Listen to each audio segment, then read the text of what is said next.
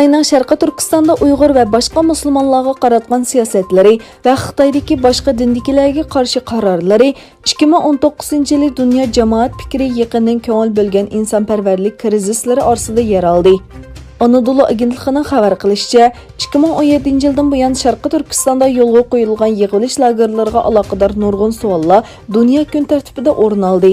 Xitoyning tarixiy masjidlarni chiqishi, islomni xitoylashtirish va diniy kitoblarni kompartiya ideologiyasiga moslashtirish qatorliq islom va boshqa dinlarga qarshi harakatlari dunyoning diqqatini tortdi. Sharqiy Turkistonda Xitoy doiralari kasbiy tarbiyalash markazlari deb ataydigan, lekin xalqaroda yig'ilish lagerlari deb atalgan o'rinlarda oz deganda 3 million Uyg'ur va boshqa musulmonlar tutib turilmoqda.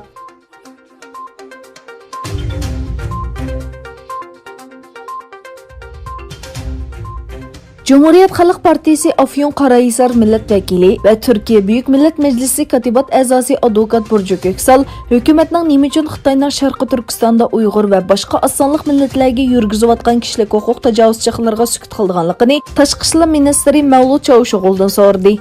Xitoyning Sharqiy Turkistondagi kishilik huquq tajovuzchilarga qarshi 2019-yil 8-iyulda 22 davlat imzo qo'ygan bir maktubning Birlashgan Davlatlar Tashkiloti kishilik huquq kengashiga sunilganligi haqida to'xtalgan Köksal, bu maktubga imzo qo'yganlar orasida nima uchun Turkiya yo'q?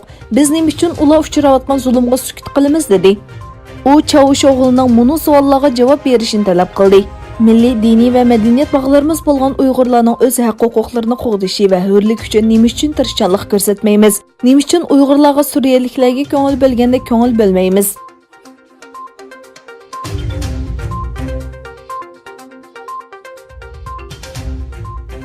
Hong Kongda hukumat binosi joylashgan markaziy rayondagi Edinburg saroy maydonida o'qituvchilar birlashmasi tarafidan o'tkazilgan namoyishga qatnashgan minglagan kishi hukumatga qarshi namoyish o'tkazdi. Boshlang'ich o'rta maktab o'qituvchilari bilan birga oliy maktab o'qituvchilari qatnashgan namoyishda Hong Kong hukumatining o'tgan yili 6-oydan buyon davomlashayotgan namoyishlar bilan aloqasi bor degan bahona bilan ba'zi o'qituvchilarga besim tushirilganligi va ularni ishdan haydashga urinayotganligi o'tirib qo'yildi. Bu harakat oq terrorlik deb tasvirlangan namoyishda o'qituvchilar namoyish maydoniga qurilgan munbarlarda o'zlari duch kelgan masalalarni tunishtirdi.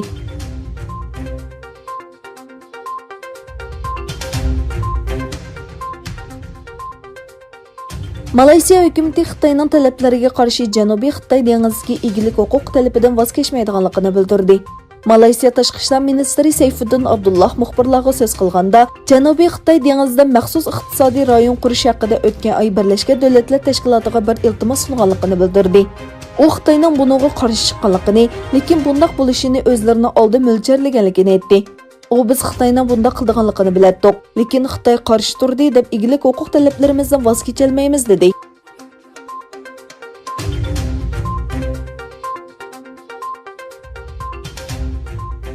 Amerika Mudofaa Ministrligi Eron Inqilob Muhofazat armiyasi Quddus qismi qo'mondoni Qosim Sulaymonning Iroqda havo hujumida o'ldirishidan keyin Eronda kuchayayotgan o'ch ilish sadolariga qarshi tadbirlarni qo'llanganligini bildirdi.